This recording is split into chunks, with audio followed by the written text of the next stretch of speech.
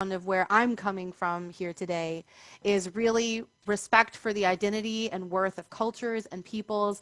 Today it's about Nigerian and Turkish, but of course with this entire series, it's about everyone we can find, including them all together. So speaking of which, we have several gifted and generous speakers today who are going to be sharing their cultural heritage and the beautiful and delicious creations that they have worked so hard to learn. Representing our chefs from Nigeria, we have Chef Kavachi Ukegbu of the Art of Fufu. She's going to show us how to make that delicious Nigerian staple fufu. And from Turkey, we have Chef Hatice Gure, who will be demonstrating the preparation of burma baklava, which is a delightful rolled version of traditional flat baklava. Today's art offerings are going to be showcased by Nigerian artist Adetola Abata. She's going to present a traditional collage craft. And Turkish artist Nazlı Kizmeci will be demonstrating the ethereal art of Ebru, or water marbling. There will also be a Kahoot at the end of our event, so please stay on and play with us, and there will be a surprise gift for the winners. Right now, I'd like to introduce Sister Seher Alpasan. She is the director of Raindrop Women's Association, and she's going to introduce our host and organizers. Seher Abla? Hello, thank you, Brittany.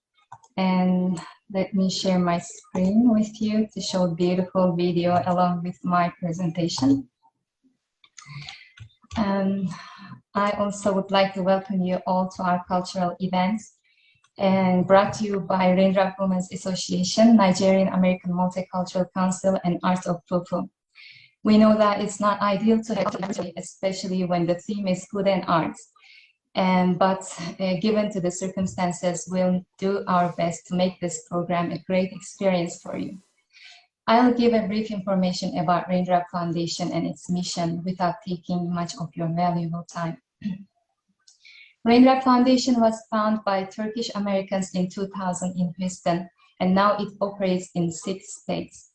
The Raindrop Foundation aims to cultivate friendship and promotes understanding diverse cultures through its unique services to the community. We strive to establish bridges between Turkish and American cultures and communities by providing easily accessible educational, social, and cultural services. Raindrop has been offering programs like mentorship, scholarship, language classes, refugee relief, and organizing panels, cultural events, and annual dinners. Besides being a home to Turkish Americans, Raindrop Foundation addresses their social and cultural needs and help them to reach their full potential and integrate into this multicultural society better. Raindrop ties together the vision, values, and cooperative spirit of Houston's different communities to work together toward common ground. If you would like to learn more about Raindrop Foundation, please visit our website, raindrophouston.org, and our social media accounts as Raindrop Women's Association in Facebook and Ramo Houston in Instagram. Thank you. I hope you enjoyed the program. Brittany? Thank you so much for that, Sister Sahara. It's an honor to stand as one of the many representatives for Raindrop today. Right now, we have our, excuse me, our next speaker is Brother Faye Olaloliti. He is the Vice President of Culture at the Nigerian American Multicultural Council, or NAMC. So, Brother Faye, could you please tell us a little bit about your organization? Yeah, absolutely. Good afternoon, everyone. It's good to be here. I'll turn on my video. It's good to be here. So my name is Faye. I'm the VP of Culture for NAMC. And, I just wanted to, say a few things about the organization. We are a non-governmental organization established about 10 years ago. And so we're celebrating our 10 years of existence this year. So it's a good milestone for us. Our main purpose is to bridge the cultural gap between the Nigerian culture and American culture, as the name sounds. And we do this via different avenues. Number one, culture. We're very big in culture. We try to bridge this gap, using different events that we host every year. One of those is the, which is the flagship cultural event that we hold every year. It's called the AfriFest, where we, collaborate with different African organizations as well to kind of showcase African culture to the Houston community. We're talking about arts, dance, fabric, different kinds of African fabric, food. It's always a very big event that we host every year, except for last year because of, for obvious reasons. We do also give back to the community via different educational programs. We offer mentorship for college students, and then we do also host what we refer to as career discovery, where we guide college students as far as choosing careers and so on and so forth.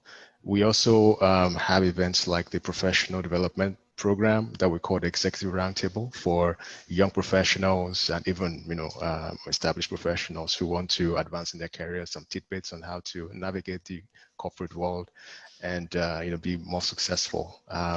We also do celebrate excellence, not just within the Nigerian community, but also within the Houston community. We host our annual gala event where we tend to award successful people, people who have made their mark, who have, risen through challenges and, become successful in their various endeavors. So this just a little bit of the things that we do as an organization. So if you want to learn more, you can, go to our website. We have a lot of information there. We do have a lot of events coming up as well. One of the other things that we do, giving back to the community, is our food giveaway program. We did a food giveaway around this time last year to support people who have challenges with the, the COVID and people who lost their jobs. So we're doing another one, I think later this month, just to give back to the community. So yeah, that's just a few things that we're doing. You can also follow us on our Facebook, on Instagram, and get a lot more information. Thank you so much. Happy to be here. Thank you, Brother Faye. And one thing I would like to ask, where exactly is the Nigerian Cultural Center located? I don't remember if you said it, but I must have missed it. With that same works right now. We're working on that. Oh, okay, wonderful. Yeah. Well, please let us know if there's anything we can do to support. Guys, on Absolutely. the attendees, are there any questions you'd like to ask Brother Faye before we move on?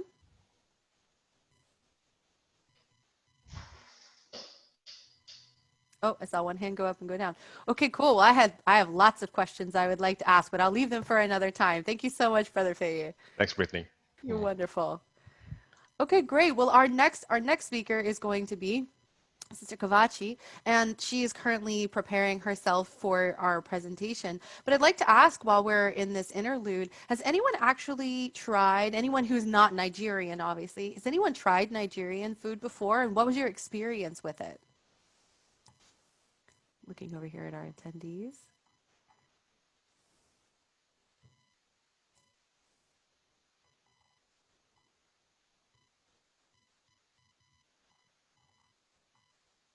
Gotcha. Well, so this is going to be a really informative moment for most of us. I know that I personally have tried Ethiopian food, I've tried Ghanaian food, but Nigerian food specifically is not something I've ever had a lot of experience with, which is a little strange considering how many people I went to school with who were Nigerian. But when you live in a dormitory, it's a little harder to make expensive, expansive dishes like I understand Nigerian food to be. Lots of different preparation techniques, lots of different ingredients that maybe are a little bit harder to find here in the United States. Of course, now that we know where the African grocery stores are, that makes it a little bit easier. But where we were going to school, at least with my Nigerian friends, it seemed like it was a little bit difficult to do. So every time they got the opportunity to have food from their home countries, especially prepared by someone who is indigenously Nigerian, it was always such a huge treasure and a huge treat for them. So I'm really looking forward to seeing what Sister Kavachi has to present to us today at home, and have one more opportunity for him to enjoy it. Oh, there you are. Thank you so much for joining us, Sister Kavachi. Oh, and your beautiful apron. Thank you. Hey, everyone. Okay, so I'll let you finish. But I heard cassava and I was like, I need to listen to this because I'm ready for it. Yeah, no. Well, I'm like literally drooling right now. It's a problem. No, but I was actually talking about how I have fufu in my kitchen. Oh, And really? I do. I had gotten a recipe for gluten-free bread and I was going to try and make it. And now I I'm heard, thinking I maybe I'll heard. just make fufu instead. So can you show us exactly what that might look like? Awesome. Well, let me first just say thank you so much, the Raindrop Foundation and Mamsi, for even thinking about the art of fufu. I'm just so thrilled to actually have a fufu exchange. And that's just amazing because I know that when it comes to Nigerian food, a lot of people have heard of the Fufu Challenge, have heard of fufu, but really can't put a, a name.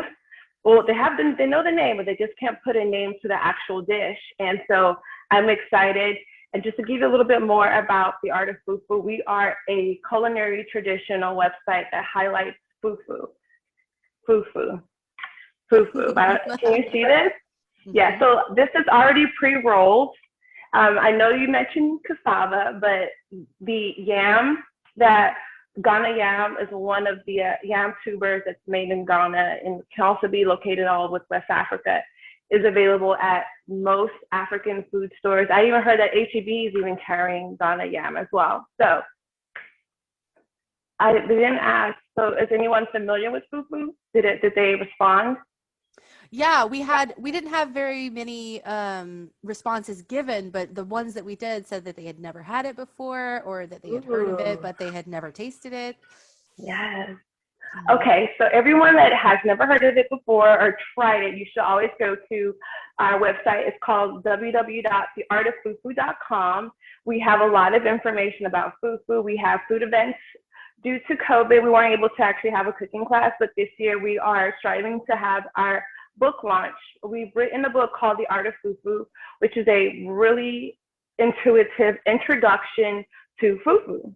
So it gives people a lot of insight when it comes to the food culture of fufu, how to eat it, what fufu is, what countries that are also eating fufu.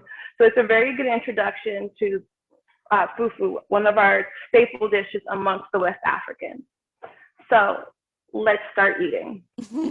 Okay, so you mentioned okra, which I'm very glad that you mentioned okra because I realize that a lot of children, I want to say 5 and under, they love okra. Okra is one of their easy, accessible, I would say user-friendly soups for a lot of people who are beginners because they're able to identify with okra. And when I talk to people, they're like, well, I know what okra is. I know when I tell them, have you ever tried a goosey? They're like, I don't really know what a goosey is, but how does it look? So a goosey soup is made with melon seed, very high in protein in the sense of you can get some nutritional value when you're eating a goosey soup. It's very delicious, very flavorful, I would give you that. The ingredients consist of a melon seed, which you can find in the melon or squash, but what they do is they grind it up and they use palm oil to kind of just cook it, and then they have a good way of adding like crayfish, Maggi, a nice little spice like habanero. It is very delicious. Don't let this fool you. I wish I could see if I can zoom in a little bit. Give me a second. So this is a goosey soup, and this is okra soup. And all of these soups are I would say they're very popular amongst the West African community. Mm-hmm. And most of the time when you tell people that you have a goosey soup, like a Nigerian, they're coming to your house. What was the soup that your friend introduced you to? Oh, sorry. We went to a restaurant and we had an Indian restaurant actually. Okay. And it was like okra, similar to the Turkish version, cooked with tomatoes, but a lot more spices than the Turkish version. So that's similar to okra. I would say we use a lot of people do eat their okra soup with stew. Mm-hmm. Some eat them with habanero, like to make it really spicy and flavorful. And it comes with, they usually put like spinach, but there's different variations of okra, but the staple dish is okra. So okra soup, oh, I'm go sorry. ahead. Is it one of those dishes like everybody's mom makes it a little bit differently? Yeah, see that, and I'm glad you brought that up. Because when you think about it, a lot of people tell me, how do you make your okra soup? How do you make your goosey soup? How do you make the soup? And I was like, understand when you talk about fufu, it is like one of those beloved dishes that every tribe has their own variation of making their own soup. A goosey soup, I would say, it's mainly for like the Yoruba people, and okra soup is more of the universal. But when you talk about like a nubu soup, which is called bitter leaf soup, it's made from the Anambra people. So we have so many soups in our bellies that we make it differently, but it's the same ingredient, but we just love it differently. So this is the soups, and this is the fufu. You have a question? Yeah, I'd love to know exact. Oh, I'm sorry. Was there a hand raised? I must have missed it. No, I'd love to know, like you said that these are really traditional soups and everybody has their own version. Is there like we're in the middle of Ramadan here, right? And there are all these foods that are like not necessarily exclusive to Ramadan, but they have that like seasonal sort of flavor. Like every time Ramadan occurs, there's like special foods that every different culture prepares. Ours is chicken fried steak and fajitas. Oh, really? That's what we make when we have the chance. We make chicken fried steak and or fajitas for Ramadan, and it's kind of special because we generally don't spend the time or energy to make it at other times of the year. But is is fufu or is the agusi soup or the okra soup, are there specific times of day or times of year where it's really traditional to eat those things? Well, I would say that a lot of people kind of get this misconception that fufu is the soup. When in actuality, it's like tomato soup with bread. It accompanies the soups that we have, like agusi and okra. So when you think about tomato soup, everybody loves that grilled cheese sandwich. They love to just get that grilled cheese sandwich and that tomato soup. So think about that when it comes to fufu. Fufu is just the partner to a soup. And fufu is usually pretty much a mashed up starch like yam or cassava or plantain. You're able to actually use fufu to eat, but it doesn't really have a taste that's overpowering, because the soup is meant to be the flavor, and then the fufu is meant to just be that vehicle into your mouth. Gotcha. So you're saying that go ahead, please. So it's commonly made from cassava, plantain, yam, rice, oatmeal, and the term, if you go into a Nigerian restaurant or a household, we call it swallow. Swallow is the term that everybody knows and are familiar with. So they're like, oh, okay, do you have swallow? Because reason why they say swallow is because you do have to swallow the fufu. And most of the time, if you're a beginner, I suggest do not swallow, okay? Give yourself some time to build. Give yourself some time to actually get used to eating fufu before you start swallowing. You can chew fufu now, but just take time. I have to say, this is probably the first time anyone's ever introduced a food to me where they told me not to swallow it. I'll show you why. So the only reason why I'm saying that you really want to just take time, slowly get into it, is because you're gonna pretty much be the one to choose the size that you're going to swallow. Now, during Ramadan, one of my friends, Zohan, you have to understand, in Nigeria, we have Hausa people, and Hausa people are usually Muslims.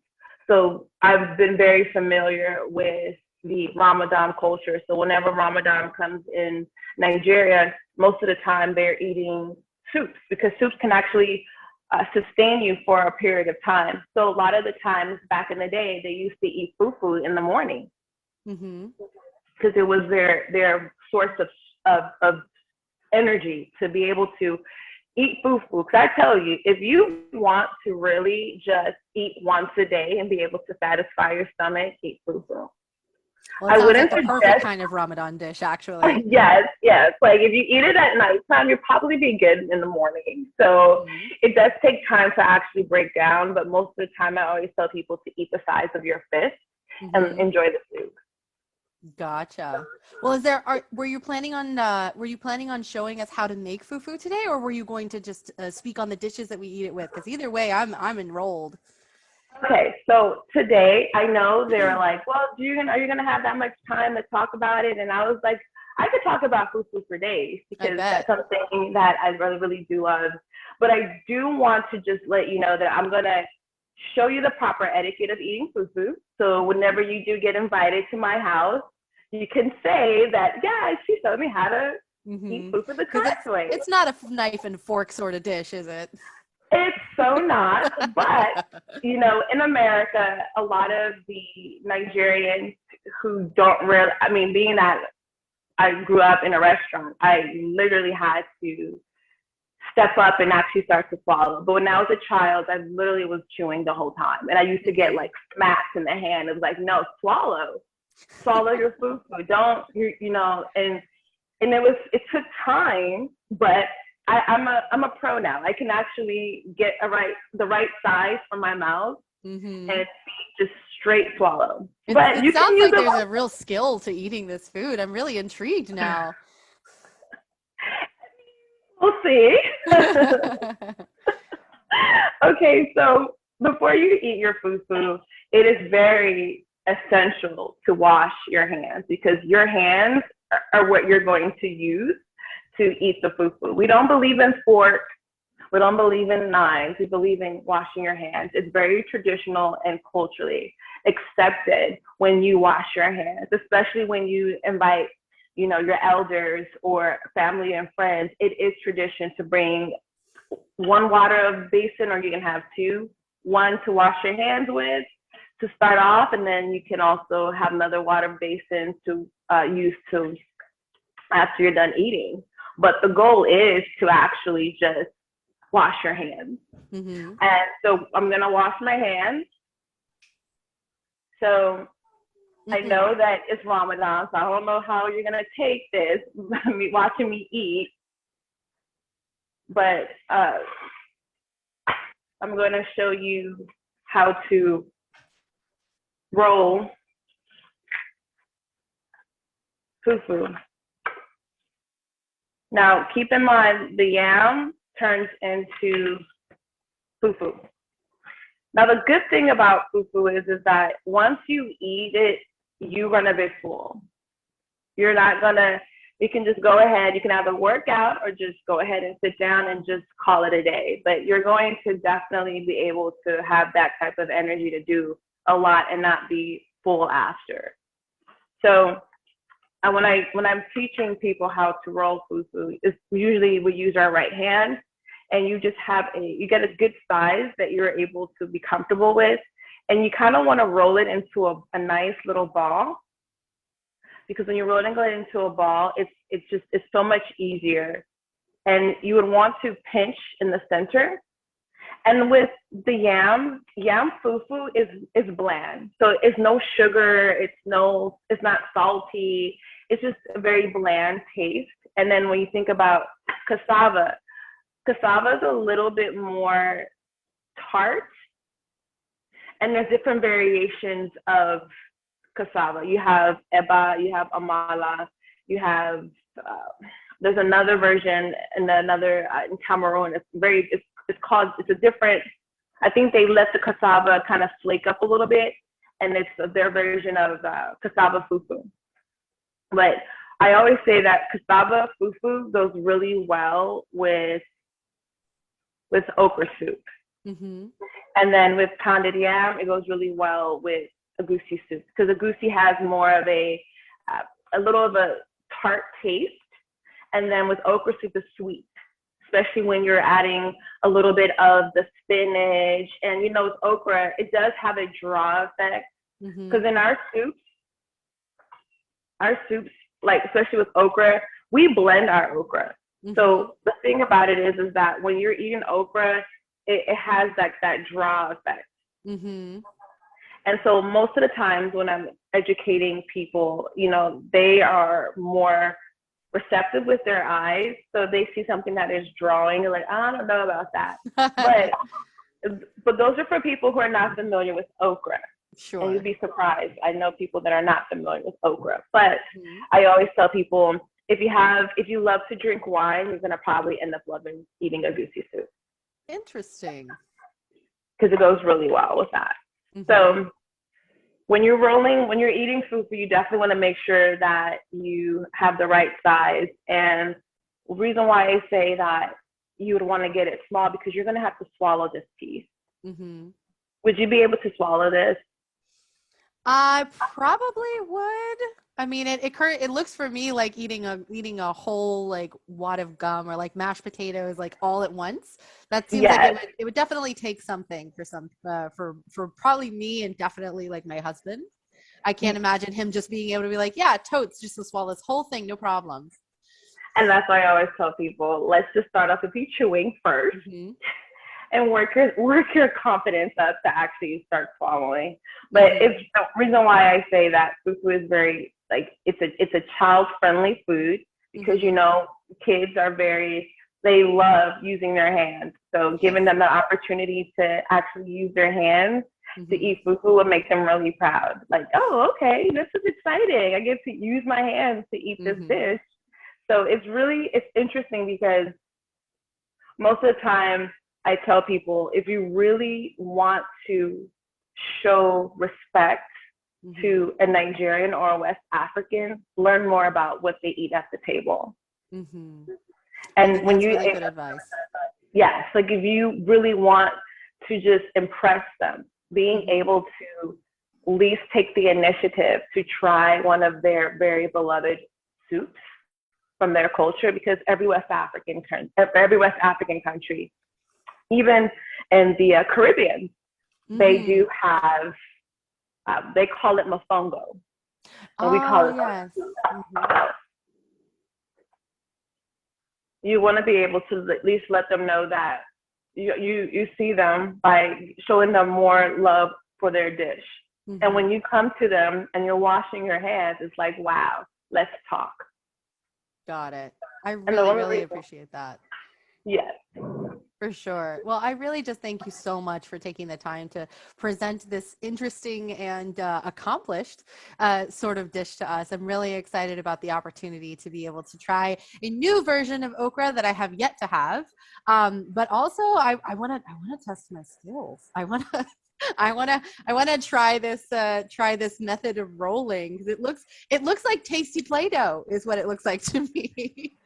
So I'm really interesting. That's how I was able to get my cousin. She's like 8 years old, to eat fufu. Ah, gotcha. But the thing is, with Play-Doh, it's colorful, so she loved the fact that she could just eat it by her, like eat the fufu by itself without eating the soup. Because you know, at an early age, they put a lot of pepper in soup, so. She was just like, I want to just eat this by itself. And she just started tossing it in her mouth. And I was like, no, you're supposed to eat it with the soup. But that was years ago. So now she's a professional. Yeah, she does it. She when you tell her, remember that time? She's like, no, I swallowed my food, so I don't chew it anymore. Gosh. So it's like a way of showing the love, in a sense, because as we were young, we never really used to like fufu. But as we gotten older, we're like, because, you know, when we're young, our grandparents would just make something. We're like, oh, I don't know, I don't like that. I want a burger. Yeah. I want fries. But as you get older, you're like, man, I wish I would have had that dish. And fufu is a well-beloved dish amongst us all. Well, it's a real honor and privilege to get to share your cultural heritage through food with you. Really, thank you so much for sharing it with us. And where might your restaurant be located? So perhaps we would be able to come and visit? Yes, so we are located at 10014 Bissonnette. We're called Safari Restaurant.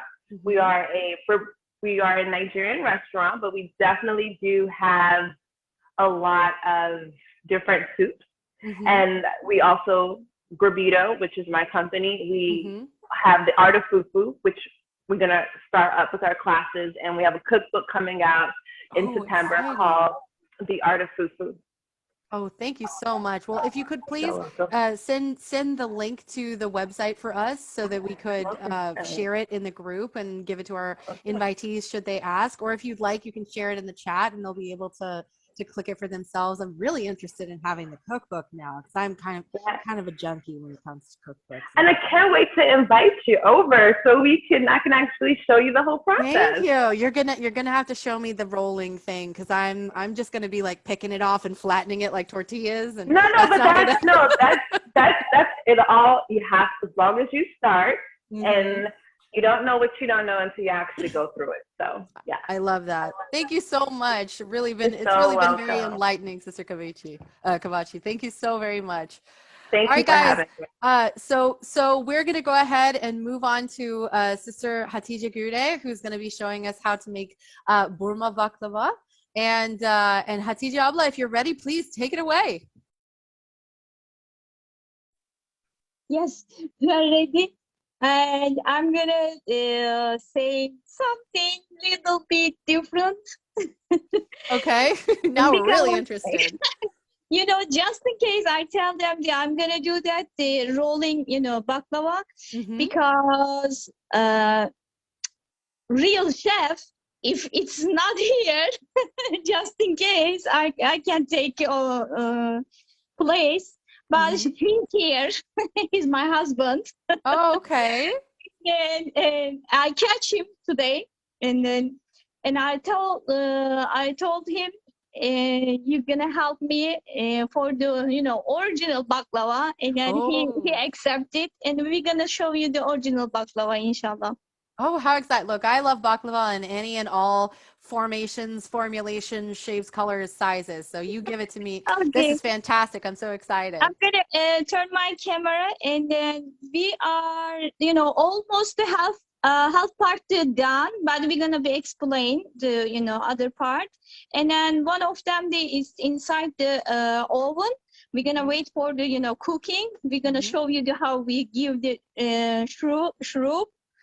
And then, we're going to show last process and then beginning process, inshallah. Okay, so we're going to be getting it in all different ways and formulations. Congrats. Yes, Thank you so much. I'm going to turn my camera, and then I'm going to show you which product we use, and then how we're going to do that. The baklava, he is be ready.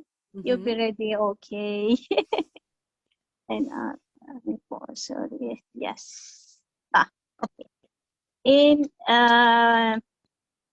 first, we're gonna use the filo dough. But it's tiny bitsy. It's over there. It says the 4 in here. It's to be we need to be use the correct one because it's so important. We 4 when the number 4 is so thin one, and then baklava is need to be thin dough, and then we use this Apollo filo. You can find it in any store, and then we use almost unsalted butter, and then we use the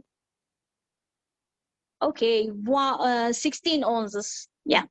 So wow, a whole pound of butter. That's amazing. We use the whole. I'm gonna show you how we process the butter. We put the all butter inside our pan. We're gonna separate you see the inside little bit milky. We're gonna take it out to milky part. I'm gonna show like that. We're gonna take it out milky part. After it's melting, not boiling, just be melt. We're gonna take it out the milky part. We're gonna like that, like almost the G, but it's not G, okay? Okay. This part is the yellow part is the perfect for the baklava. And we use pistachio. We bought it. This one,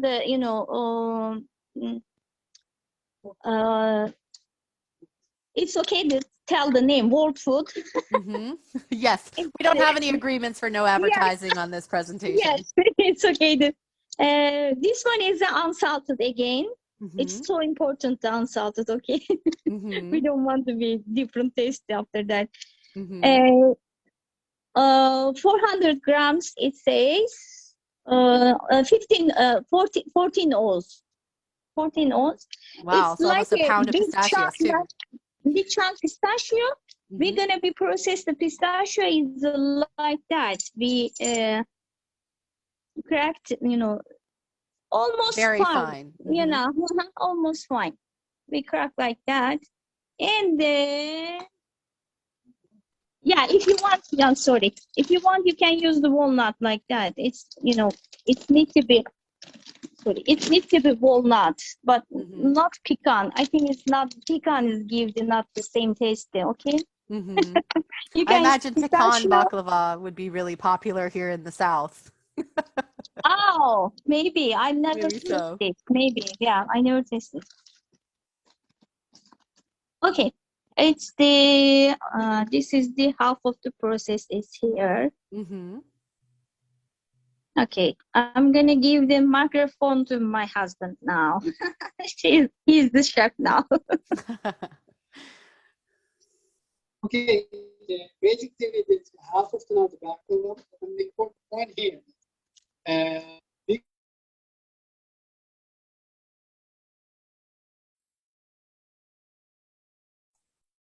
Oh, Abla, I think you may have I'm going frozen to get, for yourself. example, exact same thing I did here. I got on the top of them. That means you will see two of them. I'm going to put on top of them. And we did this when it's almost 13 or 14 times, just 26 or 27 layers of this dough. I would like to be sure that Ses gitmiş. Her şey okay gibi gözüküyor mu? It's okay, the voice is coming? Yeah, there was just a momentary break where Okay. it broke Okay. inside, but we can see what you're doing now. No problem. Okay. Okay. Mhm. basically I put them near the all because it's supposed to be soft. In other case, it's going to be harder to make the spread. The butter on the down. Mhm. You can do. You can put them somewhere.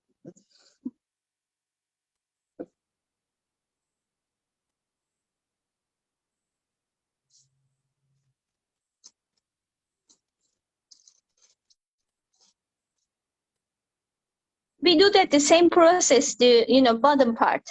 We do the same process in bottom part. After that, it's when the middle of the dough. We're gonna do that. We put inside the crushed walnut, or you can use pistachio. We use pistachio. We pour inside the pistachio all over the dough, and then same process. We're gonna do that the top. Is there a traditional? Oh, pardon, Abi, go ahead. We are going to use another two. The package. That means we are going to use everything with two package. That means what I just told you. We are going to use another two doughs, and also we are going to use another two package of another butter. That means I can tell you. 1 pound dough, we can use another 1 pound butter basically. Yeah. And then important point again, butter maybe you can use another 1 pound, but I told you milky part. If a lot of part is going to a lot of another, the milky part. Yeah, it's not going to grow exactly 2 pounds on the nuts in the bottom. Mm-hmm. What do you do with the milky part once you've gotten all the clarified butter for it? I can use for the cooking. Pilau. We have a traditional Oh, pilau. yeah, that sounds wonderful. Yeah, I can use with the pilau, or I can use the other dessert. Mm-hmm. Yeah, it's usable. It's not. Sometimes I cook to it's not the Ramadan time. Mm-hmm. Regular time I can cook with egg. Sorry. Gotcha. Yeah, my poor Southern heart was just so heartbroken at the idea of half a pound of butter being thrown away. But I know you would never do that, Abla. Put 2 layers of filo dough and then butter.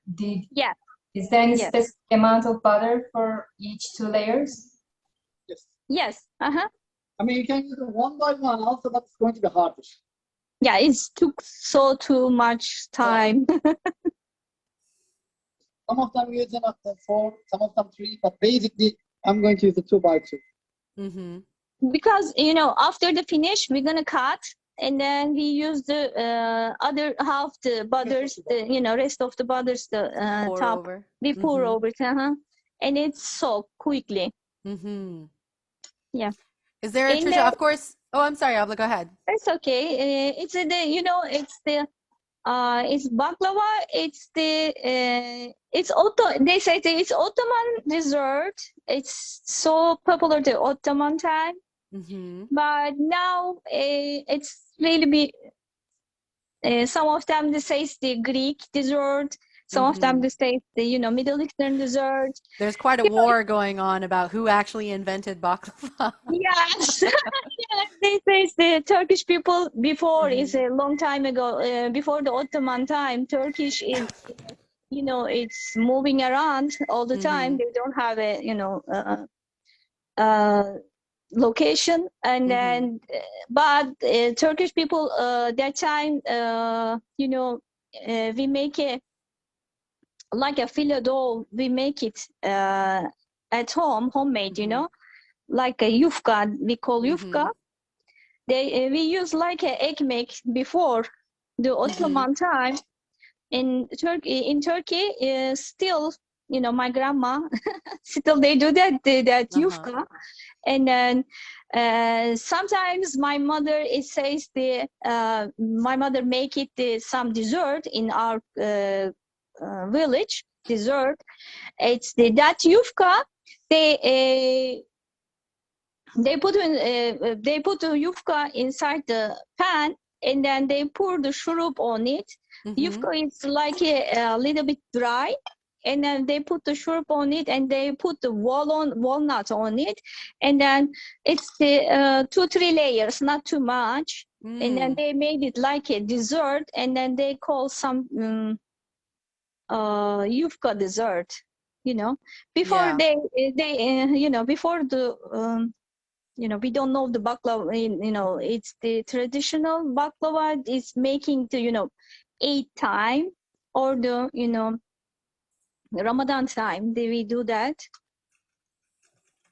Yeah. And then, my mom and my grandma usually they do like that too in the Ramadan time. That the yufka is so special in our village. I don't know, maybe.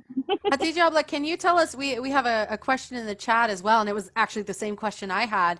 I know you mentioned that you use 2 boxes of the filo to be able to make the dough. Is there a traditional number of layers that it's supposed to have? Or like, if you ever counted, how many layers is it below and how many layers above? Okay, we counted. One box usually has 26 or 28 of them. 28 layers. That's a lot of layers. That means you can think about it. If you use I will show another small one. I use only 1 box, but in that case, I did. I mean, they folded. We folded like that. And we use this part. I put another each of them this one. And again, the 2 layers. When we have. It's make the 2 layers. Got it. And you'll just put butter in between them. Yeah. Other pan is like a half. This pan, half size. Because we're not going to use basically. We will not put any syrup on this one. Just we are going to cook. And maybe we are going to. Yeah, we're gonna save this one for the Bayram, okay? Tamam abla, I will come and take some of this one, inshallah. Yes, anytime. Everybody, we're gonna wait. I'm gonna send my address, inshallah. I was gonna say, like, to make an entire tray of baklava is probably. I don't think I could be able to eat it. I would have to share so much of it. Maybe if I wanted to make just for my family for like a treat, I could use one of the half-size trays. That's a lot of baklava, that big tray, because you only need like a little tiny piece. Yes, it's so we're gonna we make it, and then we love it in a dry baklava. They say it's the dry baklava because you cannot pour the whole shroop on it. You're gonna be half the shroop. If you do that, the half the shroop, it's so crunchy, and then you know, it's sweet, but it's half the, you know. Yeah, that when I like that. Yeah. No, please go on. I like that part, you know, like a crunchy part. I love it. I always tell my husband, don't pour too much sugar on it, okay? Yeah, that was actually when I very first started spending time with Turkish people. And of course, they introduced me to baklava, like, Salam alaikum, how are you? Here's some baklava. Like, that was about as close as, that was about how quickly it happened. And and the very first time they gave it to me, I think it was like a double shuruplu baklava because it was so dense and so sweet, and I ate it, but I thought, oh, okay, I don't like this. it was so heavy that I didn't really enjoy it. But then I got to actually go to Turkey and experience all the different kinds of baklava and the murma baklava that you were going to make, like all these different kinds. And I discovered that it wasn't that I didn't like baklava, I just didn't like that one. So now, mashallah, what you're saying about dry baklava with like less sweet, the crunchy part is my favorite part too. Like I like the crispy leaves of yufka. But alhamdulillah, that's really wonderful. Well actually, you guys, so we're getting to the end of our segment for baklava. Is there something you'd like to show us, or is there a completed baklava that we could see, or are we going to have to wait till the end of the presentation for this one to be done? Okay, let me check the oven. If it's ready, I'm going to show you. Please, I'm so excited. And thank you, Abi, for your expertise. MashaAllah. It makes me so excited about being able to make it myself. Oh, look at it again. It's not hard. It's just cheating to show. I'm going to show the, you know, it's like that. Gizal. MashaAllah. Yeah. It's need more time, okay? I mean, a couple more minutes. Yeah, little bit. It needs to be pinky. Pinky. Somehow I don't know what that means, but I understand what that means at the same time. Hatija, mashallah. You say, I think it's golden brown. Yes, golden brown. we call the pinky. No, I love it. I don't know. It's golden brown. I think it's the. And last advice. If you eat the baklava, you need to upside down. Upside down, really? Yes, it's the important part. Crunchy part is the down, and when you eat the pieces, crunchy part is the down, and then is sugary part the up.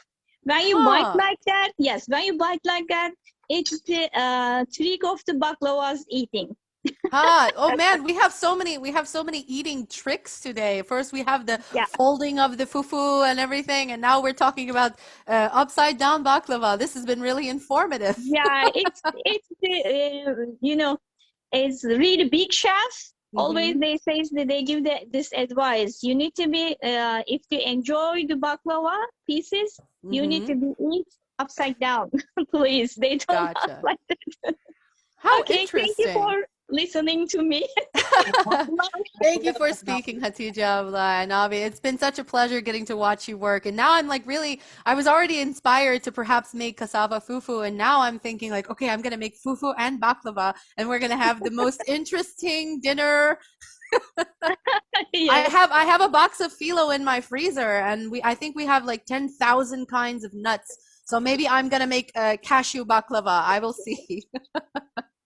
Thank you so much, both of you. It's been a real pleasure. He was so last trick. he was what? I mean, if you are going to use this kind of, what she told, she would like dry baklava. You can use another 2.5 cup water, 2.5 cup with the sugar, and you can put a little lemon on the shroop. Okay. Like that. You can put some lemon on it. And it's going to be boiled around another 10 to 15 minutes, and it's going to be ready to put on the baklava.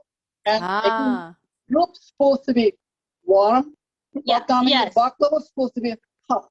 Yes. That means When I'm going to use maybe 2 or 3 minutes later, I'm going to take off the baklava. I'm going to put the shroop on it. That means baklava is supposed to be hot. Again, the shroop is going to warm. Warm. Yeah. Yeah. Sorry. Gotcha. If we, all the time.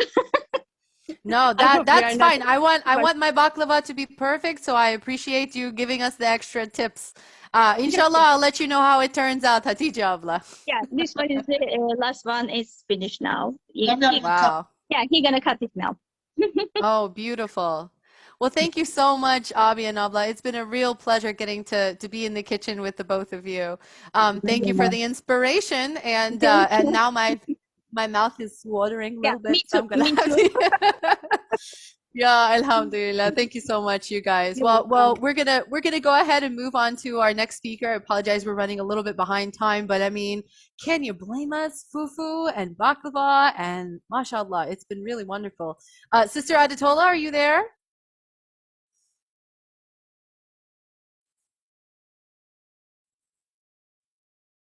There you are. Beautiful. Well, right now I'd like to take the time to introduce you, if you don't mind. We have the most beautiful bio that you put together for us. You're a chemical engineer, which is just incredible. Yeah. And you recently discovered your artistic side as a collage artist. It says you primarily work with paper and fabric, and you explore these ideas of being, of becoming, and belonging. And your work was even featured in the Dance of Collage, which is a virtual exhibit for the 2020 Jazz Dance Open in the Czech Republic, which I have to say is a lot of words in a row that I wouldn't have expected to see. And it says you're from West Africa. You're West African and Afro-Brazilian percussionist. And you've performed at the University of Pittsburgh West African Dance and Drum Ensemble, as well as Batala Houston. I haven't heard of that organization before, but I hope you share a little bit more about it. In your art leadership experience, you developed the Tales from the Homeland Children's animated series, which I am immediately going to Google after this speech. And you co-lead Houston's AfraFest, which I believe Brother Faye also mentioned in his speech, for 3 years. That's some leadership level. Providing a platform for African artists, creatives, and performers. And in the future, she plans to continue telling cultural stories that highlight the past and present beauty of African traditions, particularly in the arts. And I just have to say thank you so much for being here and gracing us with your presence today. Sister Aditola, please tell us what you want to tell us. Take it away. No, my pleasure. I'm going to go ahead and share my screen. Let me make sure. Awesome. Yes, all panel. There you go.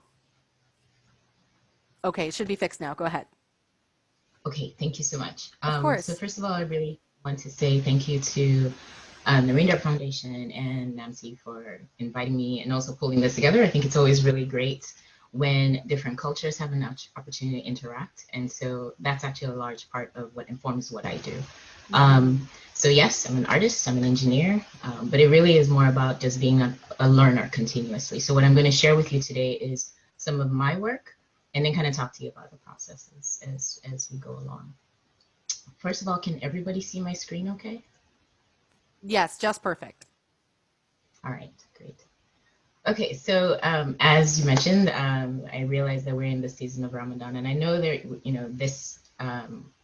this particular year, it ends, I believe, middle of May, but I created this last month and I named it Ramadan Mubarak back then. And it was actually at the end of Ramadan last year. So it's a good intro, I think, to the kind of work that I do.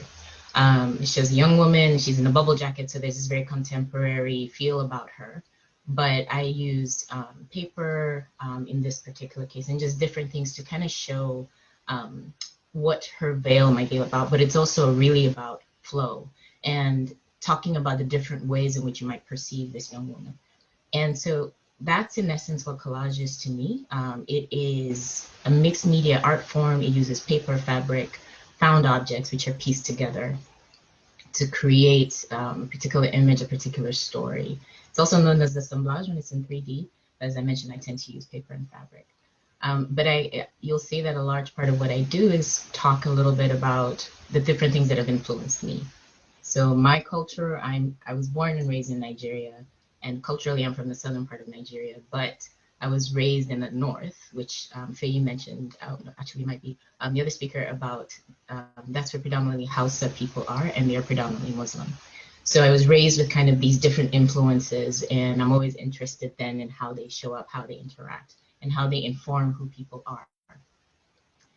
And so that's actually a good segue into the next one. So I was also born into a Christian home and really starting to understand what does that mean. So there's the cultures, the faiths that we are raised with.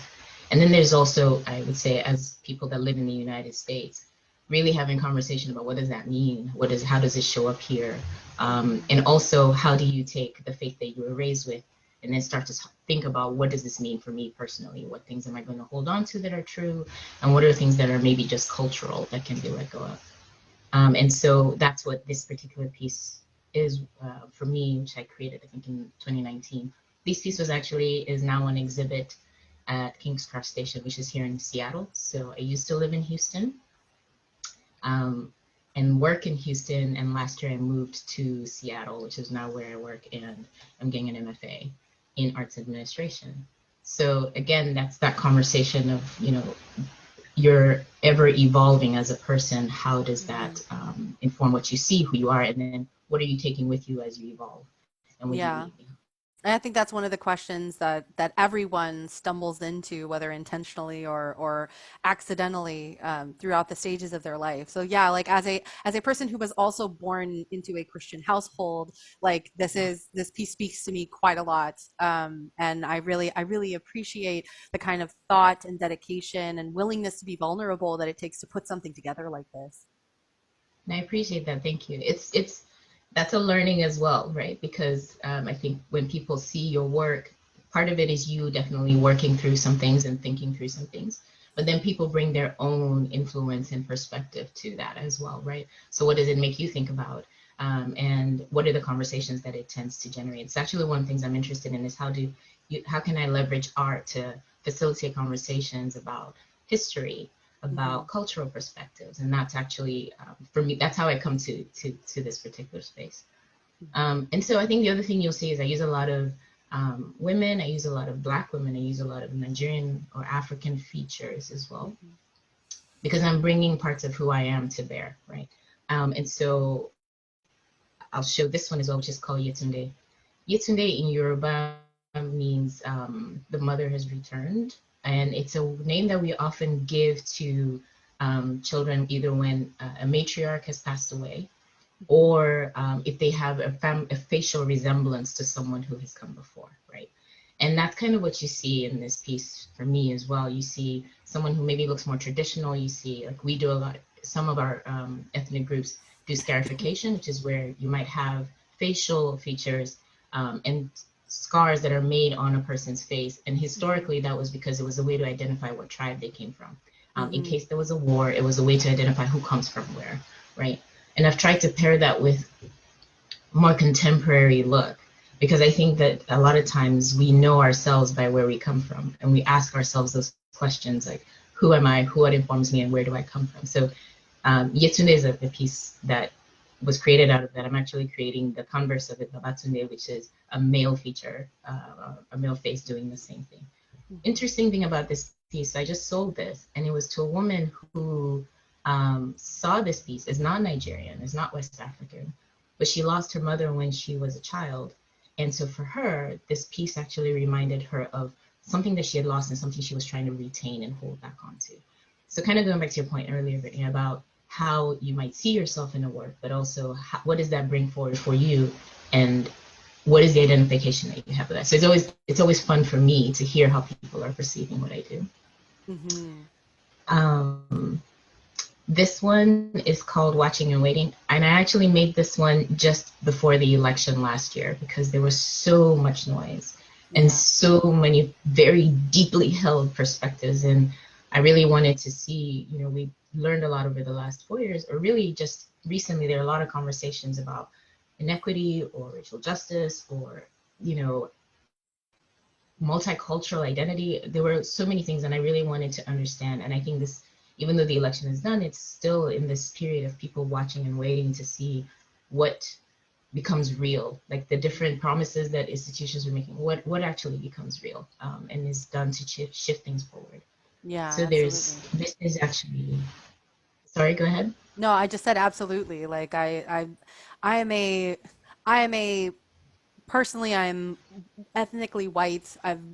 Like culturally Texan. My husband is Hispanic and also culturally Texan, and I am the mom to a biracial daughter who is just now kind of starting to understand what it looks like to be the mom of a brown girl. And Right. I didn't know that that was going to be a conversation I ever had, Right. because for obviously for me, race comes up in a slightly different way. Now I'm in a Sure.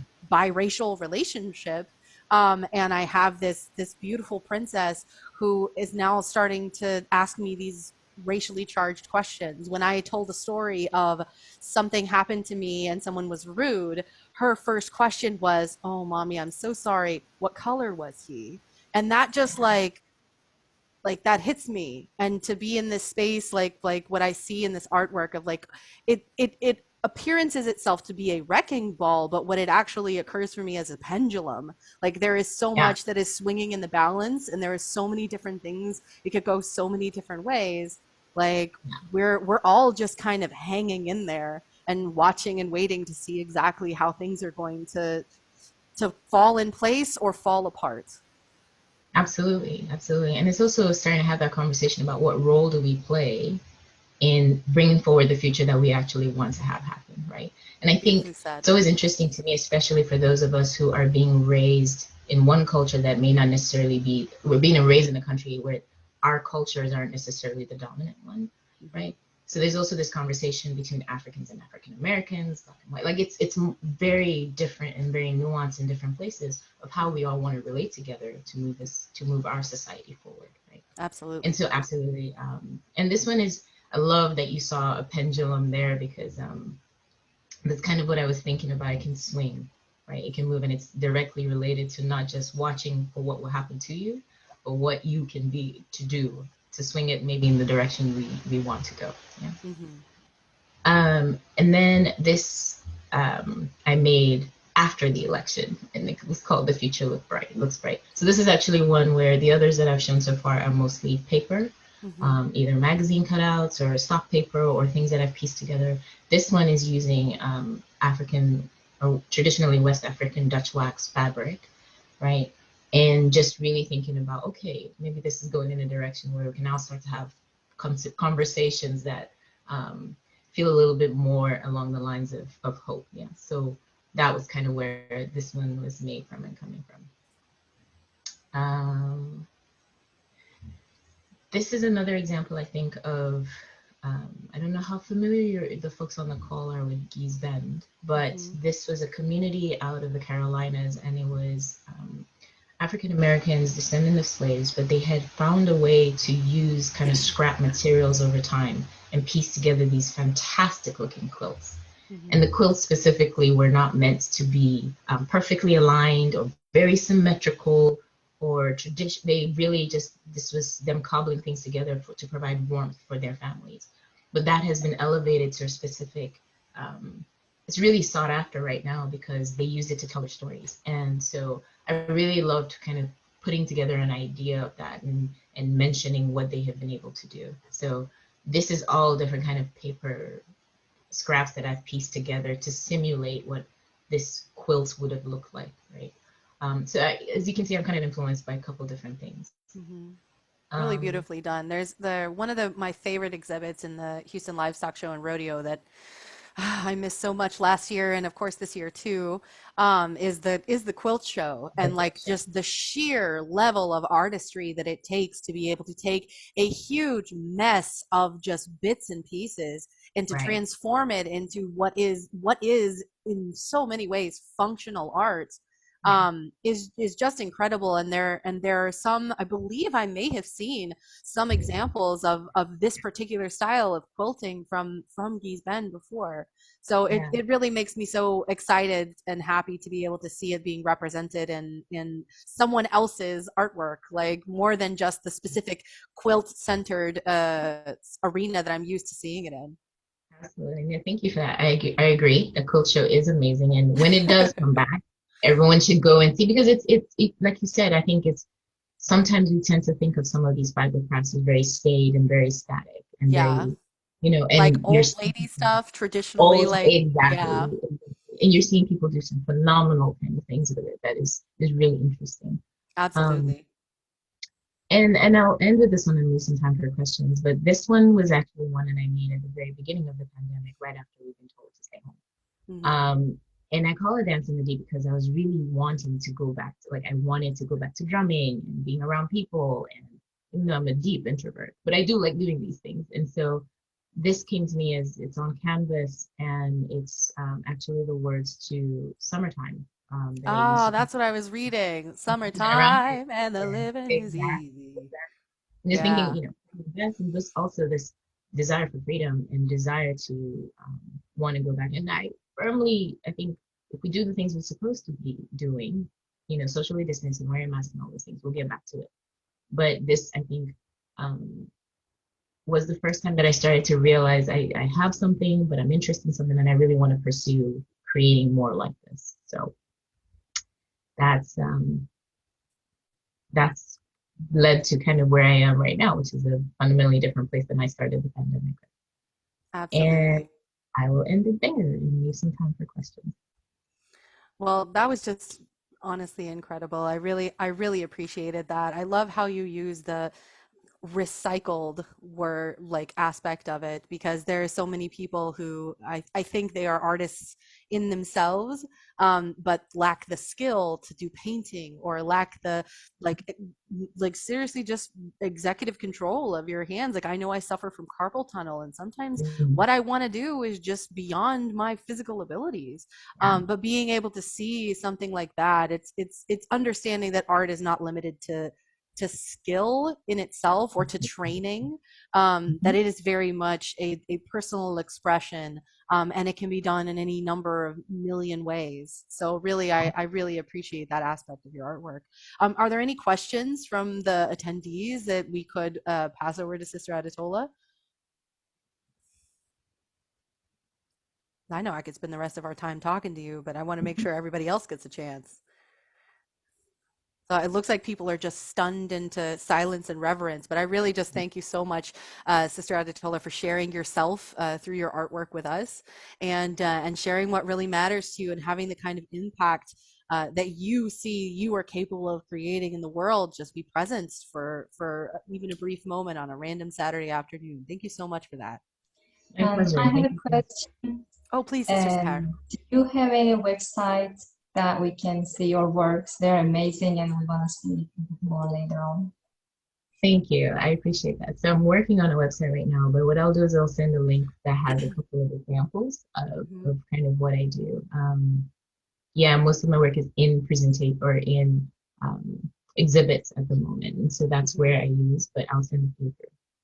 That would be great. Thank you. Thank you so much. We look forward to hearing and seeing you again. Thank you so much. Wonderful. Well, we are running a little bit behind, but I could not possibly skip this introduction for Sister Nazla. Sister Nazla Kazmeji is one of my dear friends, and also my oblas, and also my students sometimes. She's going to be sharing her gorgeous Ebru work with us. And Abla, I could talk about you for forever and ever, but if you would like, could you share a little bit about who you are and what you do and why you're a magnificent princess, wonderful woman? Thanks a lot for your kind words, Sister Whitney. I love goes to you too. Hi, my name is Nazlı Çizmeci. I'm an Ebru or water marbling artist. I'm the director of Pine Art Cafe, the art initiative of Raindrop Foundation. Today I'm here to share a few words with you about Ebru art, or water marbling, as we call it in United States. Ebru is a traditional Turkish paper decorating art. What we are talking about is actually we will have a thickened water, and we will have earth-based pigments that will float on top of this thickened water. And we will manipulate and shape those pigments into different designs. And we are able to immediately transfer those shapes, designs into paper. Basically, the art is something like that. We will have a demonstration shortly. You have a piece on the background, you'll see, and also the scarf I wore is a marbled fabric too. I would like to share a few more words about the Ebru art. The name Abru is actually coming from two words, Ab, water, and Ru, face. So the face of the water, or the surface of the water, where the name of the art is coming from actually. And continuously, historically, let's talk about the culture a little bit. It's used to bookbinding. It's used in bookbinding mostly. And also people handwrite on marbled papers, lightly marbled papers. Mm-hmm. And an interesting fact is it's used in official papers against forgery, because when you handwrite on a marbled paper, you can't really change it. When you try to change the written thing, the marbled paper shows it. And also the beautification of the papers are important to people, so they handwrite on marbled papers. Continuously, this art form is actually from the 11th or 12th century. Nothing much written about it in early times. But we can see examples, early examples in Bukhara, today's Turkestan, and it's find its way to India and Persia and to Anatolia, which is today's Turkey, and it's practiced and flourished in Anatolia during Ottoman times. What else I can say? I can talk about the materials. It's very natural, and we have a thickened water. Traditionally, it's thickened with kitre, which is a bushy plant. But nowadays, we use we use carrageenan. Carrageenan is a food thickener, widely used, and it's from seaweeds. So it's a seaweed extract. It's mixed with water. So we thickened the water so the dyes are able to float on top of it. Talking about the dyes, they are natural earth-based pigments, basically colored rocks and minerals, or metal oxides in some colors, or burnt oil, we can say, in black. They are finely ground and mixed with water. Interestingly, it's floating on top, but it's a water-based dye. It's not oil-based. And I can definitely say what makes them float and stick to the paper is an enzyme we add in them. It's called gall. So we add this enzyme, they are able to stick to the paper, and also they are able to float. The last thing I can talk about the materials are brush and tools. The brushes are, interestingly, still traditionally we use rose sticks, like the branches of the rose sticks, and horsehair our brushes are from. There are details about those. I'm going fast forward. And also we use pins or stylus, we can say, to manipulate dyes. And also we have combs and rakes in different sizes and varieties to shape the colors on the surface of the water. What else I can say? I just talk about a few words about being an artist and, you know, expressing your feelings through art. It's something very special, I think. And during a time like this, like in pandemic, you're at home, and you know, the art is like expressing your feelings, especially through a water, you know, bath. It's relaxing you. It's just like a therapy. So I wish, you know, everyone has a way of expressing themselves through art. What else? I just would like to share the demonstration with you. So I hope you will enjoy it. And you can find us in Instagram, Fine Art Cafe. We organize actually cultural events, actually classes, workshops about water marbling in other, you know, Ebru or other art forms. Nowadays, we are a little more on hold. Some classes held online. Some we are not able to, but we are looking forward to meet all our friends again in, you know, craft fairs, in workshops and classes. Thanks for listening. And I really enjoyed the program. Thanks for organizing and having us. Thank you so much, Abla. Thank you. I have a question. Oh, go ahead, Sister Sahar. Does Ebru also mean cloud-like shapes? This is in the Kahoot question, so I have to ask. Definitely, definitely. Actually, there are two.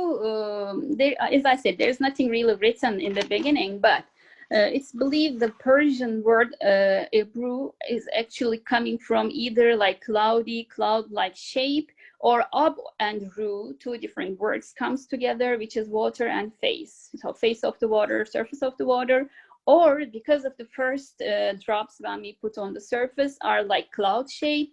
So some believe that it's coming from more ebri, the word ebri, which is a cloudy or cloud-like. So two different opinions. Thank you. Scholars says so both is correct or believed, let's say, in different places of the world. Wonderful. And Abla, I know the answer to this question, but I'm going to ask it anyway because I want everyone to know as well. Of course, Ebru is water marbling, and it's a format of doing this art, but it's not exclusive to paper, right? Because you can also do it with fabric. Yes, it first started as a paper decorating art. For centuries, it is a paper decorating art. But recently, with the change of dyes and everything, so we use it on different materials. Like I wear a marbled fabric as a scarf. So we basically apply on fabric, ceramics, like in the biscuit form, ceramics, wood, the other materials that we can transfer the marble designs on as a surface.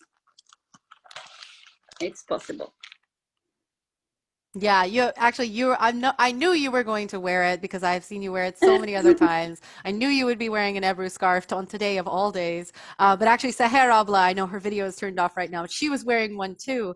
And I was thinking to myself, like, dang, why didn't I wear mine? I should have remembered. Yeah, I tried to, wear a marbled scarf just to, as an example, to show a marbled paper.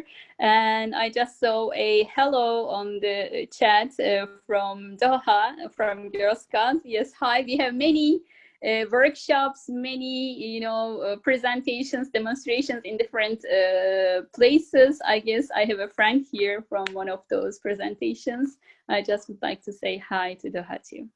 Alhamdulillah. Thank you so much, Abla. It's always such a pleasure to get to see your face and watch you light up when you talk about Ebru, because I know it's so very close to your heart and such a pivotal part of your life. So thank you so much. Are there any other questions for Sister Nazla before we move on? Is there any classes are coming up? They are asking right now because of the virtual thing. We are, not getting classes together, but it's on our plan, at least in like a garden setting, get together, maybe not in big numbers and small numbers. It's on our plans. So stay tuned. So, we will announce it from the Pine Art Cafe Instagram page when we are, able to set up the date. Thank you for Inshallah. Really excited. And we had one other question in the Q&A. I believe it was from Sister Hiba. She says, does it immediately dry? And she also commented that it's such an elegant environment, but easily. So think like a paper is just wet on the tray, and different on the environment, like it can an hour to 1 or 2 hours, it's going to be dry. So you are ready to work with it. Either like use it hanging as a frame, paperwork, scrapbooking, anything, you can use it, or packaging, any different. So 1 to 2 hours is enough for the artwork to dry. Wonderful. Thank you so much. There's one other question. I'm not sure if it was in response to the original question you asked, but obviously you offer these classes for adults and women who are not specifically women, but generally women who are interested in we had many classes. We had classes for kids too, mostly for adults, young adults, women, or sometimes both, men and women. But I guess Doha is talking about, we have many workshops, like we invite schools over. So it's like not a class, but it's a one-day trial, like a demonstration, and they get to try it in different places. Like once we have like 60 students, so we have like several stations. They just came and try. Like from pre-K to high school, we work with them. So I don't know which one she's from, but in different occasions they get to try, or at least watch the demonstration. So kids enjoy this art form a lot because it's natural colors. They are always harmonious, you know, work well together. The final product is always beautiful, and immediately whatever you design on the surface of the water transfers to the paper. So it's relatively quick, let's say. The preparation part is long, but when everything is ready, like the unique art piece is done in 5-10 minutes, so it's relatively quick. Like today's modern world, everything is fast and quick. So it's really the kids enjoy this art form a lot too, like adults. Yeah, I love that about Ebru, that it can be very technical. And I've seen some of the things that you've done and the just absolute delicacy of being able to create something on such a temperamental surface as water. But it's also easy enough that children can make beautiful designs all by themselves. So it's one of those very flexible art forms that I have the privilege of getting to know, since I get to spend time with you. Yeah, very surprising and different. It's very traditional in Turkey, and it's in modern days. There are many courses, classes are going on. So it's very familiar. You can see it everywhere. But in the United States, generally people are surprised when they first saw it. I remember one of my, when they were watching, they said, "Oh, this is beautiful, but how can we capture it? Everything is floating on surface of the water. When you put the paper on top of it, just carefully without moving, everything prints in a second." So it's another good quality, the good part of this art form. You are able to capture all the details you draw on top of water. So I guess we are ready for the demonstration part. Please. Let's enjoy. Thank you. We'll start applying our colors with our rose stick and horsehair brushes. Again, the colors are called Ebru dyes. In Turkey, you can easily find them. I'm not using acrylic or any other chemical or vegetable-based dyes. These are basically colored rocks and minerals, so natural earth-based pigments, we call them. There are many different designs are available. Today I'm planning to show you 2 different things quickly. So there are many other things that you can enjoy, but today I'll show you a design with rakes and combs, and another one with individual leaf, and it's an individual flower.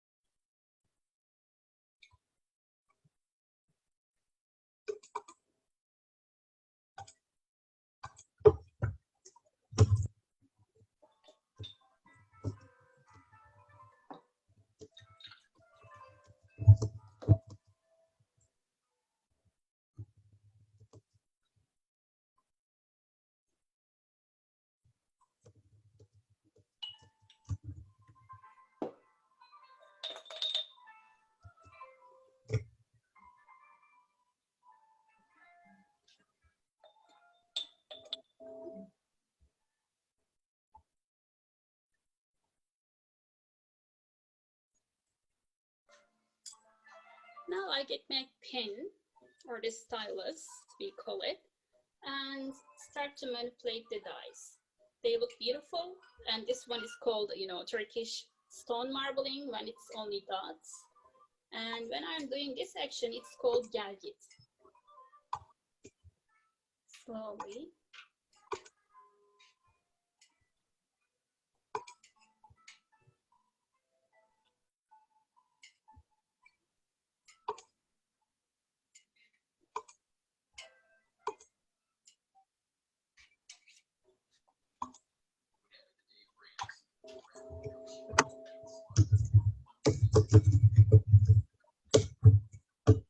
Now we will use our comb to comb the surface.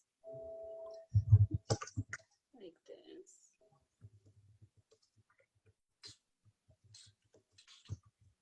And everything changes into a new design.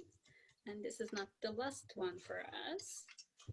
With a double rake, we'll go over this fine combing, and the double rake will give us the design called peacock tail. Let's look and tell me if you know, like this, like a peacock tail, very fast. And the other best part in this art form, after we achieve this, you know, intricate design, because of the quality of the natural dyes, the only thing we need to do is to lower the paper carefully on top of this design. Just be sure everything is touching, a little hug, and then it's ready to be seen.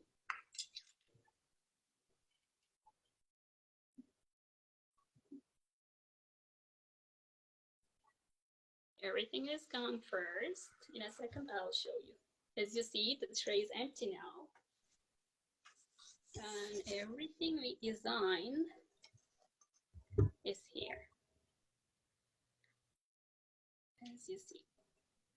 This design is called the peacock tail design. Another good part, now it's like we clean the surface with like a newspaper. It helps us a lot, and then we are ready to go again. When I clean the surface, the excess, you know, residues of the previous tray, now I have a blank canvas again, so I'm ready to go.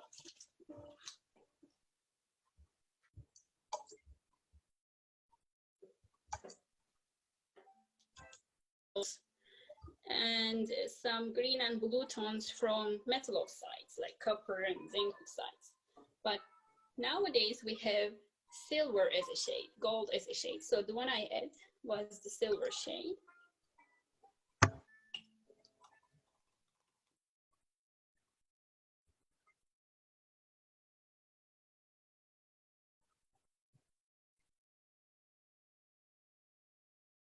You can see the harmony, but at the same time, every color has its own characteristic. So they're not mixing. They have their own space. I would like to start with a rake to make it faster for you. You can achieve many different designs with combs. And I'll go back.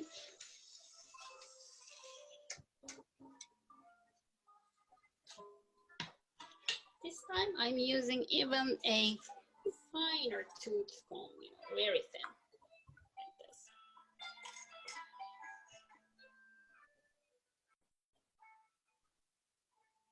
And I'll just stop.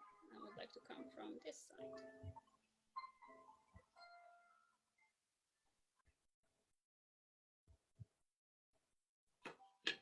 I try to make it quick, but at the same time, I know like the real colors, because of the light and everything, is not easy to see. So I want to keep it a little dark and a little bold for you. And to make you see the flower better, I want to make an empty spot here to draw an individual flower. For this one, I'm using an agent which makes a surface tension and make a gap for me. So just watch what happens. See. So right now I have an empty spot to draw my flower.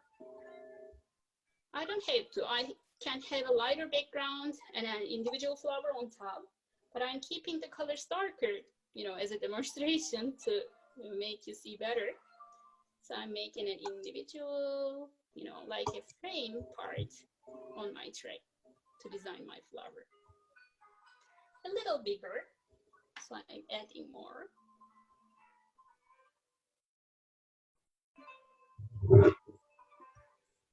This is water, so you can play as you wish. I can leave it like this, but just to show you, I'm gonna design the sides of my frame.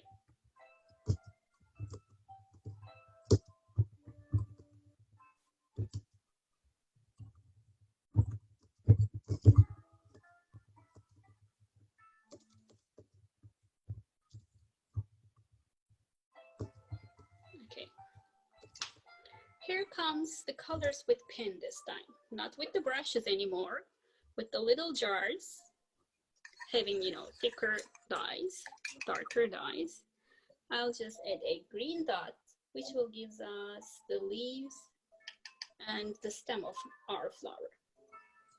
This is good, big enough. When I achieve the, desired big, size, I start shaping it.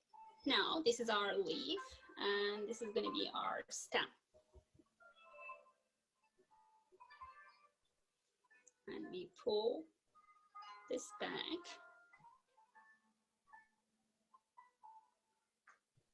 As you see, the leaves appear.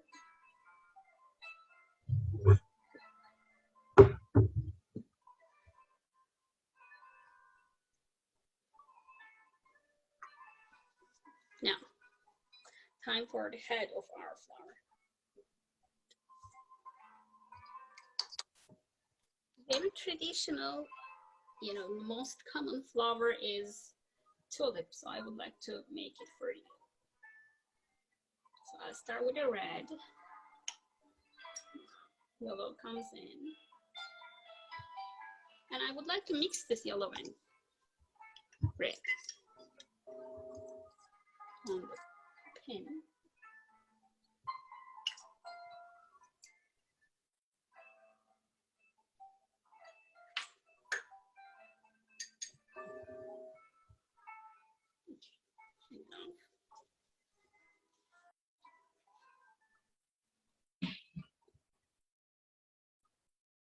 Make it more little more egg-shaped.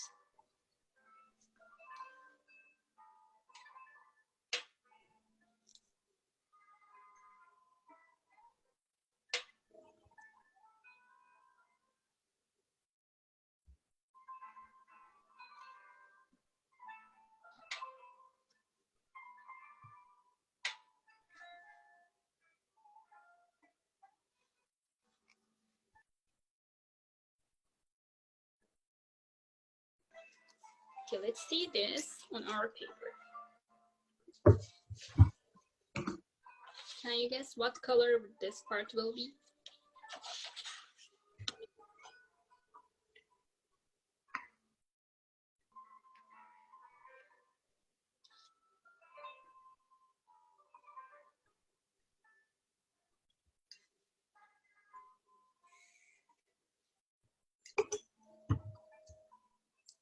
Even I will use the side to take the paper out.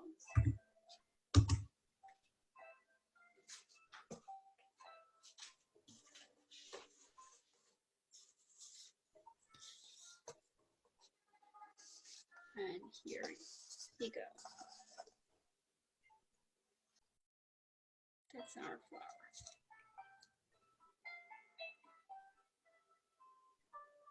We can draw many more, but I don't want to take too much time. I guess this is good for today. Thanks for watching.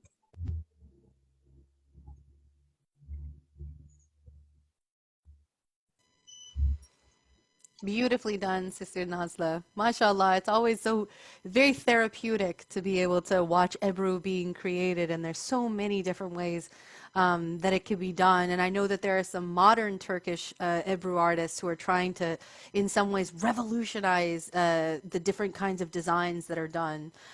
So really, it's always a pleasure to get to watch Ebru being done. Nazla abla, I don't know if you had any other closing remarks you wanted to present? I'm fine. Thank you. I know we could talk about it forever. The same with all of our panelists, right? We could talk about our arts forever. But thank you so much for being here and for presenting something I know is so very important to you, and that you're so good at. So I do have an update. Hatice abla, you mentioned that your baklava is finished and ready for presentation. Would you like to come on and show us?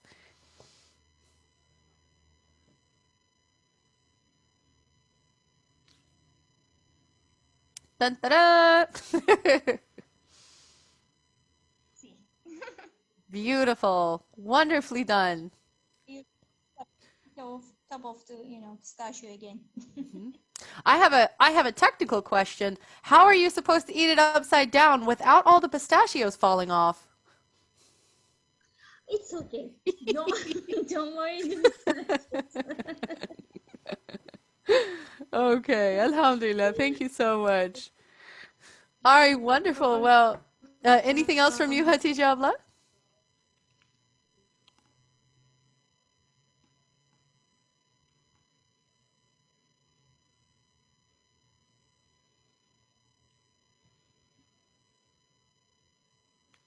I think I may have cut out. I'm not sure. No, thank you for everybody, Alhamdulillah. Thank you so much for sharing it with us. this event. I enjoyed this event. Alhamdulillah. It's been very fun. Okay, Sahara abla, are we ready to move on to the Kahoot? You guys ready to win some prizes? Yes, now we are starting for Kahoot. Alhamdulillah. And guys, we do recognize that we're running a little bit behind time. Our enthusiasm can occasionally run away with us, but we had so many wonderful speakers here today. So if you would not like to continue staying and play the Kahoot, by all means, thank you for joining us.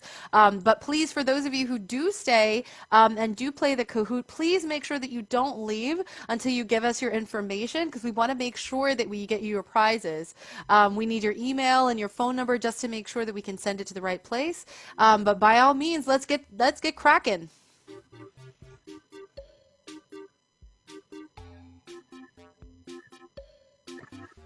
So for those of you who may not have played Kahoot before, obviously the instructions are at the top. You can go to that website, or you can go to the Kahoot app. You put in this PIN, and it's basically the password that takes you directly to our link. We'll wait a few minutes just for everyone to be able to get started.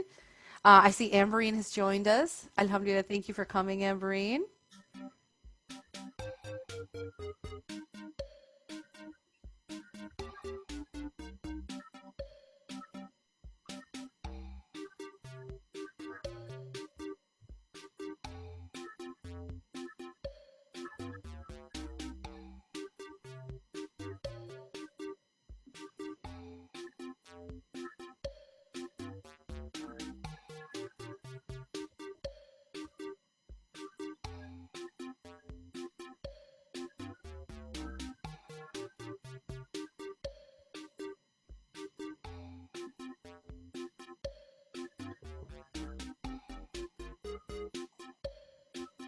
Looking like it's going to be quite the competition.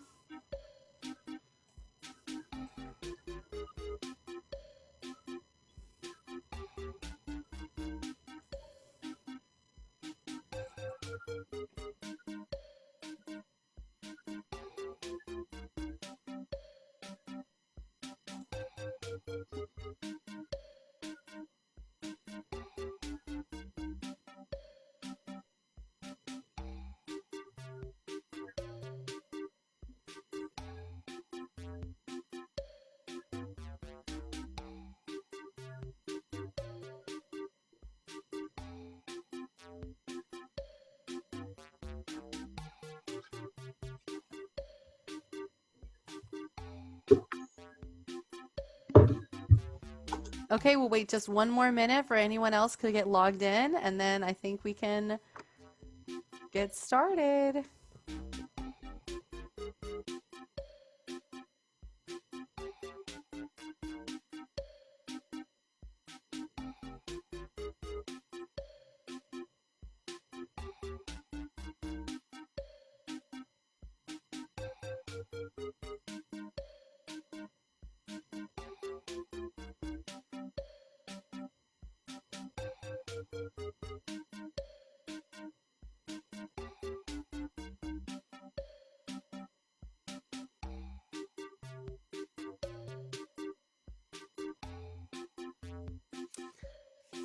Okay, Sahara Avla, it's 3:46. I think everyone is logged in.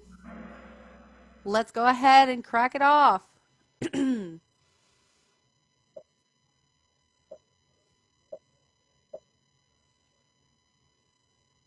Okay, so the very first question is going to be, what is the name of NAMC's main cultural event? mentioned both by Sister Aditola, or yeah, Sister Aditola and Brother Faye.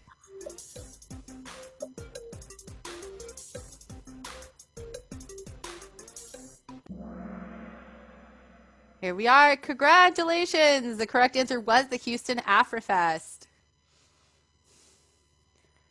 All right, good job, Layla. Okay, here's a good pop quiz. What year was the Raindrop Foundation founded? What year did all of this stuff get started? It was only mentioned one time, so this is a hard one.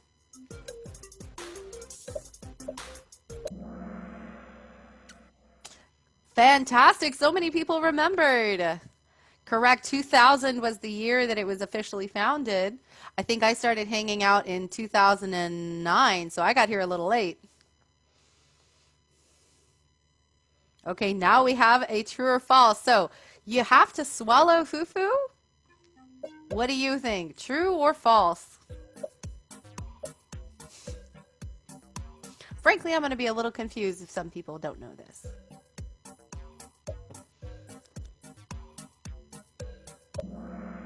All right, we have all our answers in.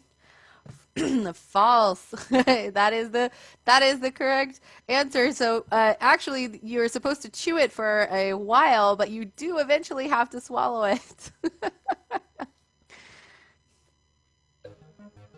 Very good. So now we have another question about fufu. It's eaten with the right hand without using utensils. True or false?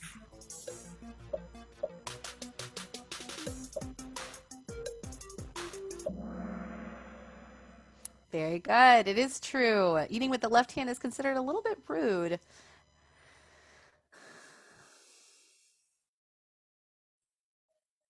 Very good. Okay, this one is super easy. Everyone should get this. What was the traditional Turkish dessert that we presented today called? It could be baklava, could be kebab, kadayif, or sorbet. A little bit of a trick question here.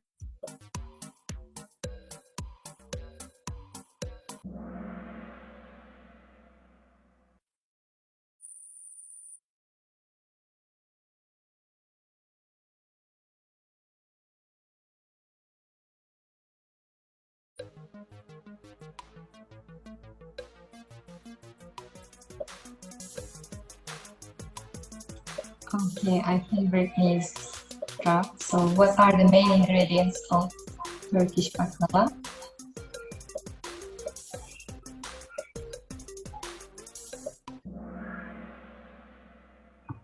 That's 8 correct answers. Next question. What does Ebru means in water marbling art?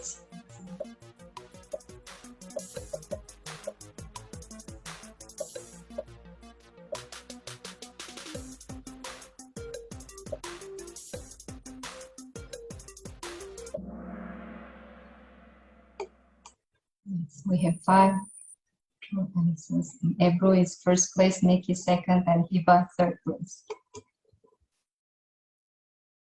What flower did artist Nazlı Çizmeci made with Ebru?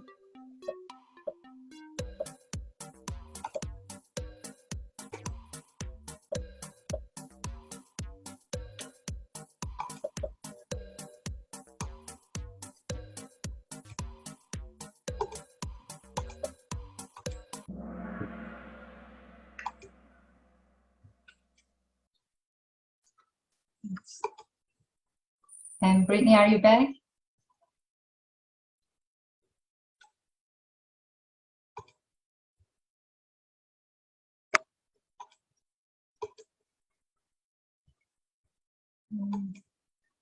Ninth question. What is the other career of artist Adetola Alatan?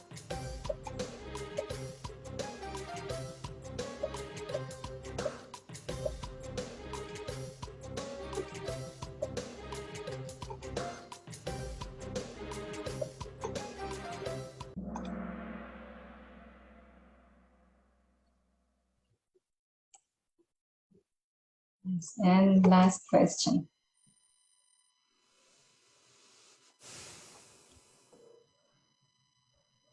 What is the name of the wonderful MC of this event? Oh, you are back.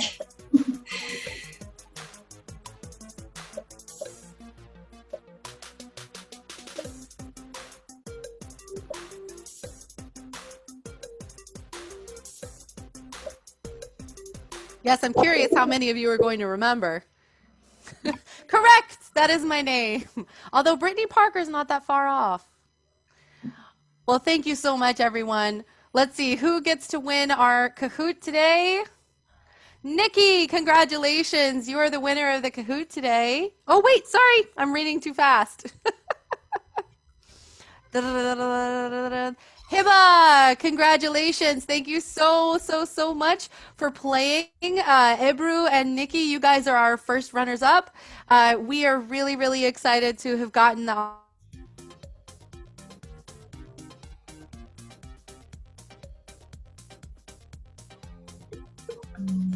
Yes, please do. hopeful that you can hear me. Yeah, now we can. Oh, I'm so sorry. Yeah, so we have had such a great time getting to spend time with our panelists today, as well as spending time with all of you. Thank you so much for your time, your energy, your expertise, and your attention. As always, it has been just such a pleasure getting to spend time with all of you. It has been a delightfully engaging and informative afternoon. I acknowledge and applaud all of our speakers. Thank you to Raindrop for graciously organizing and hosting our event. And a hearty thank you to each and every one of you for sharing your time and excitement with us on this lovely May Day. I would like to close with a quotation from another activist of mine, another favorite activist of mine, Robert Allen. He says, cultural differences should not separate us from each other, but rather cultural diversity brings a collective strength that can benefit all of humanity. And I thoroughly agree. I hope all of us have had the chance to share ourselves and what matters to us with as receptive an audience as we have had here today. And I wish each of you a gorgeous weekend and that we see each other again very soon.